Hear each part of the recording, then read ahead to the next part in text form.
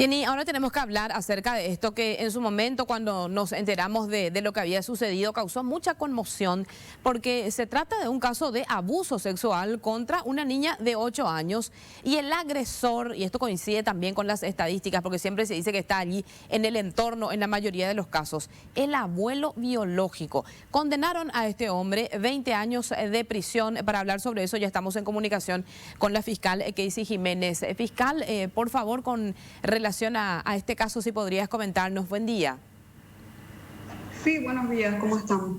Efectivamente, el día de ayer tuvo lugar el juicio oral y público en la ciudad de San Lorenzo. Sobre este caso, esta persona de nombre Luis López fue condenado a 20 años de pena privativa de libertad por los hechos punibles de abuso sexual en niños y pornografía infantil. Realmente lo que se le atribuía y que quedó probado plenamente en juicio es que esta persona abusaba sexualmente de su nieta biológica, como bien lo referías, desde que ella tenía 7 años de edad. También filmaba, le sacaba fotografías, el celular de él fue desgrabado y se encontró ya finalmente no solamente fotografías de esta niña, sino de otras menores, ¿verdad? Evidentemente que era una persona con algún trastorno de pedofilia, ¿verdad? Con relación a la pornografía infantil, plenamente se subsumía dentro de la norma porque que es el artículo 140, el inciso primero del numeral 1, cuando se refiere a publicaciones, el Código Penal da una definición exacta de que quede registrado en algún medio de grabación, ¿verdad? También el tema del abuso infantil, querría resaltar que no suelo normalmente publicar lo que son nuestros trabajos, ¿verdad? Sobre todo en este caso se respeta la identidad de la víctima y de sus familiares, pero sí es importante la difusión de este caso para desalentar este tipo de conductas en la sociedad. Ahora me cabe representar al Ministerio Público en la ciudad de Villeta. Estamos recibiendo impresionantemente la cantidad, el aumento de los casos de abuso infantil, y creo que tiene que ver con la proliferación de los asentamientos en la zona. Creo que hay un problema social detrás de todo esto, que es el hacinamiento en el cual viven las familias dentro de un contexto social bastante precario, de pocos valores y poco acceso a la educación, a la cultura. No obstante, la reprochabilidad, la antijuricidad, la punibilidad de este tipo de actos tan deplorables, tan deleznables, más todavía se resaltó en juicio el hecho de que sea el abuelo paterno, porque él le retiraba todos los días del colegio, de la escuela a esta nena, le llevaba primero de su casa, la sometía sexualmente, de distintas formas, la obligaba a masturbarse, inclusive proyectándole películas de contenido sexual. Todo eso quedó probado en juicio. Es una causa bastante fuerte, ¿verdad? Yo creo que estas condenas se merecen, realmente. Sí, es el tipo de condena que siempre exigimos y que siempre hablamos de esa necesidad de tener este tipo de condenas que sean ejemplares.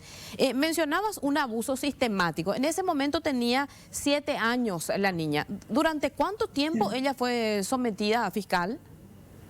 Más de un año. Más de un año. Llamó la atención, el señor insistía en retirarla del colegio, ¿verdad? Sí. Ella tenía un hermanito también que asistía al mismo colegio, pero solamente a ella le llevaba, le buscaba. Había un trato cariñoso entre ellos que llamó la atención del otro nieto que vivía en la casa, que era conviviente con el abuelo paterno, y que entonces tomó contacto con la mamá de esta menor y le dijo: quiero contarte algo, pero por favor no me metas en problemas. Y le envió 3 videos muy explícitos de cuando este señor sometía sexualmente a la niña, que en el momento de la imputación tenía ya 8 años de edad. Y ella refirió en la cámara Gesell que desde los 7 años estaba siendo abusada por el abuelo, incluido el coito. Qué terrible, 7 años, es de terror, realmente. Conmueve este tipo de casos porque no podemos entender qué es lo que le pasa a la gente, en este caso el abuelo. ¿Cuántos años tiene actualmente la víctima? Y me gustaría saber si ella siguió algún tipo de tratamiento psicológico de contención, porque de hecho estas huellas quedan para siempre, fiscal, pero qué necesario es que pueda seguir un tratamiento psicológico. Asimismo, justamente la psicóloga forense que declaró en juicio y explicó su informe había relatado de que el daño psicológico es de por vida, que ella tiene que tener un tratamiento prácticamente de por vida. Y estamos hablando de personas de muy escasos recursos, que es lo que yo le decía al tribunal cuando solicitaba la pena, que normalmente hay una expresión que se utiliza, que la pena justa y útil, luego de una valoración y medición técnicas que se hace, se dice la pena justa y útil. Yo dije, la pena justa es esta.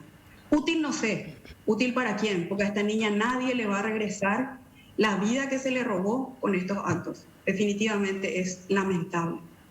¿Cuántos años tiene ella actualmente? Ella actualmente, este hecho ocurrió en el 2019, está teniendo 11 años. 11 años tiene actualmente.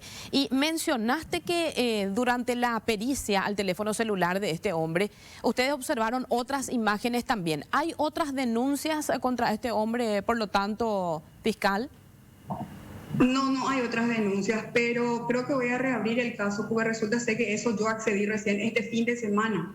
Sí. Porque el laboratorio forense tenía que entregarnos y nos entregan un CD totalmente encriptado que hay que bajar, que hay que descargar. Tenía más de 6.000 páginas del contenido del celular, la mayoría eran videos pornográficos, fotografías, y se lo veía así con esta víctima y con otras niñitas sentadas en su regazo y cuestiones de esa naturaleza que habría que investigar un poco también, ¿verdad? Sí, efectivamente, porque no siempre se formula una denuncia, porque en este caso es otra persona que vivía en esa misma casa la que se dio cuenta de lo que estaba pasando, por eso se animó a contar, porque de lo contrario inclusive esto habría seguido o quién sabe qué final podría haber tenido. Es terrible, por eso es que tanto también insistimos con hacer la denuncia, con contar a alguien cuando una situación irregular está sucediendo.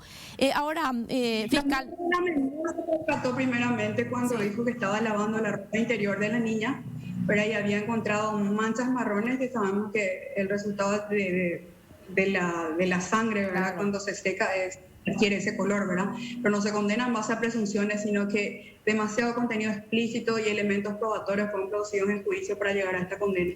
Correcto. La edad de este hombre, porque ese es otro aspecto también, porque hablamos de 20 años de cárcel. ¿Él irá definitivamente? O sea, ¿este hombre está en una penitenciaría en este momento? Él estaba en prisión preventiva en la penitenciaría de Emboscada y el tribunal de sentencia acertadamente, la doctora de Gasperi, ordenó que se lo traslade a la penitenciaría de Tacumbú. Sí. Él está con 57 años a cumplir 58 en este mes de agosto.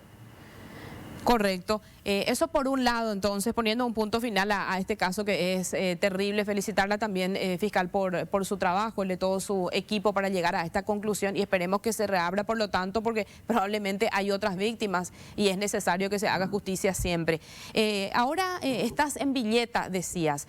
Diariamente, ¿hay algún promedio, cantidad de denuncia que se recibe, casos de violencia familiar, casos de abuso de tal manera a dimensionar, fiscal?